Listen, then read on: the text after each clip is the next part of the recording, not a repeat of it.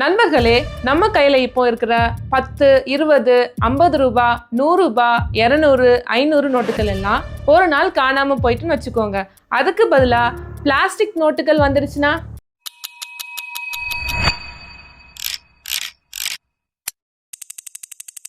என்ன ஆகும்? நீர்ல போட்டாலும் கிளியாது, பாக்கெட்ல பல மாசம் இருந்தாலும் சேதமடையாம இருக்கும். அதுக்கப்புறம் போலி நோட்டு அடிக்கவும் கஷ்டமாயிடும். இந்திய ரிசர்வ் வங்கி இருக்குல்ல, அதாவது RBI, இதை பத்தி மீண்டும் ஆலோசித்து வருவதா தகவல்கள் வெளியாயிருக்கு. ஆனா இந்த பிளாஸ்டிக் நோட்டு திட்டம் ஏன் இத்தனை வருடங்களா கிடப்புல இருக்கு? உலகத்துல எந்தெந்த நாடுகள் ஏற்கனவே இந்த பிளாஸ்டிக் கரன்சியை பயன்படுத்துறாங்க? இந்த பிளாஸ்டிக் கரன்சி இந்தியாவுக்கு வந்தா மக்களுக்கு என்ன நன்மை வரும், என்ன பாதிப்பு ஏற்படும்? இது உண்மையிலேயே புரட்சியா இல்லைனா இன்னொரு சோதனையா? வாங்க பார்க்கலாம். நண்பர்களே, நம்ம இப்போ பயன்படுத்திட்டு இருக்கோம்ல, அந்த நோட்டுகள்லாம் சாதாரண காகிதம் கிடையாது. பருத்தி நாறு மற்றும் சிறப்பு பொருட்கள் கலந்த ஒரு வகை மெட்டீரியல்ல தயாரிக்கப்படுது. ஆனா இது எவ்வளவு பாதுகாப்பா நம்ம வச்சிருந்தாலும் சில மாதங்கள்லயே கிழிஞ்சு போயிடும், அதுக்கப்புறம் மடங்கிடும், இல்லைன்னா அழுக்காகிடும். இந்த பழைய நோட்டுகளை திரும்ப சேகரித்து அழித்து புதிய நோட்டுகள் அச்சடிக்க RBIக்கு பெரிய செலவு ஏற்படுது. இதற்கான மாற்று வழிதான் இந்த பாலிமர் கரன்சி, அதாவது பிளாஸ்டிக் அடிப்படையிலான நோட்டுகள். இது சரி, ஏன் இப்போ RBI மீண்டும் இந்த மாதிரி யோசிக்கிறாங்க?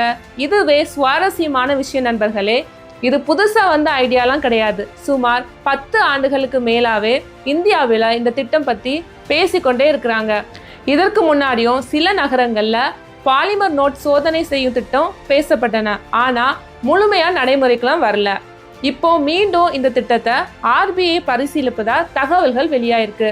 காரணம் என்ன? ஒரே காரணம்தான், டியூரபிலிட்டி. இப்போ பார்த்தீங்கன்னா ஒரு சாதாரண காகித நோட்டு சில வருஷத்திலேயே சேதமடையும். ஆனா இந்த பாலிமர் நோட்டு இருக்குல்ல, அதை விட பல மடங்கு நீண்ட காலம் பயன்படுத்த முடியும். இதனால மக்களுக்கு என்ன நன்மை? முதலாவது பார்த்தீங்கன்னா இது கிழியவே கிழியாது. ரெண்டாவது, தண்ணீர்ல நனைஞ்சாலும் சேதமடையாது. மூணாவது பார்த்தீங்கன்னா அழுக்கு குறைவா படியும். நான்காவது, போலி நோட்டு தயாரிப்பது கடினமாயிடும். இப்போ உலகம் முழுக்க பார்த்தீங்கன்னா போலி கரன்சிங்கிறது ஒரு பெரிய பிரச்சனையா இருக்கு. ஆனா இந்த பாலிமர் நோட்ல இருக்கிற transparent window, advance security features போன்றவற்றை நகல் எடுப்பது மிகவும் கஷ்டமாயிடும். அதனால பாதுகாப்பும் அதிகரிக்கும். அப்புறம் இன்னொரு கேள்வி உங்களுக்கு தோணும், உலக நாடுகள் ஏற்கனவே இந்த மாதிரி பிளாஸ்டிக் நோட்டுகளை பயன்படுத்துறாங்களா இல்லையான்னு. இந்தியா மட்டும் இதை பத்தி ஏன் யோசிக்கல? நண்பர்களே, பல நாடுகள் ஏற்கனவே இதே மாதிரி வெற்றிகரமா பயன்படுத்திட்டு இருக்காங்க. ஆஸ்திரேலியா தான் முதல்ல பாலிமர் கரன்சியை அறிமுகப்படுத்திய நாடு.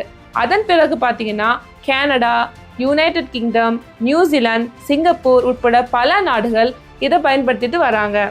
அதனால இது ஒரு புதிய தொழில்நுட்பம்லாம் இல்லை, ஏற்கனவே நிரூபிக்கப்பட்ட முறை. ஆனா பார்த்தீங்கன்னா எல்லாமே நன்மை மட்டுமே கிடையாது, சில சவால்களும் இருக்கு. முதல்ல, புதிய நோட்டுகளுக்கு மக்கள் பழக வேண்டும். ரெண்டாவது பார்த்தீங்கன்னா ATM மற்றும் பணம் எண்ணும் இயந்திரத்துல சில மாற்றங்கள் தேவைப்படலாம். மூன்றாவது பார்த்தீங்கன்னா இதோட தொடக்க செலவு அதிகமா இருக்கலாம், ஆனா நீண்ட காலத்துல பராமரிப்பு செலவு குறைய வாய்ப்பு இருக்கு. இப்போ முக்கியமான கேள்வி இதுதான், நாளைக்கே நம்ம கையில பிளாஸ்டிக் நோட்டு வரப்போதா அப்படின்னு கேட்டீங்கன்னா அதற்கு பதில் இல்லை. தற்போது இது பரிசீலனை மற்றும் ஆய்வு கூட்டத்துல தான் இருக்குதா தகவல்கள் வந்திருக்கு. RBI அதிகாரப்பூர்வமா முழு நாட்டிலும் அறிமுகப்படுத்தும் முடிவை அறிவித்த பிறகுதான் அடுத்த கட்ட நடவடிக்கைகளே தொடங்கும்.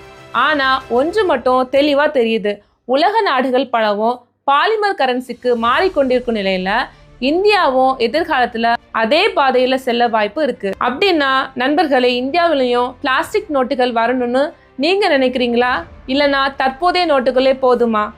உங்களுடைய கருத்துக்களை கமெண்ட்ல சொல்லுங்க. இந்த வீடியோ உங்களுக்கு பிடிச்சிருந்துன்னா லைக் பண்ணுங்க, ஷேர் பண்ணுங்க மற்றும் நம்ம சேனலை சப்ஸ்கிரைப் பண்ணி சப்போர்ட் பண்ணுங்க. நன்றி நண்பர்களே. உள்ளதை பேசி நல்லதை பகிர்ந்து நல்ல நாளை உருவாக்குவோம். மீண்டும் அடுத்த வீடியோவில் சந்திப்போம். நன்றி, வணக்கம்.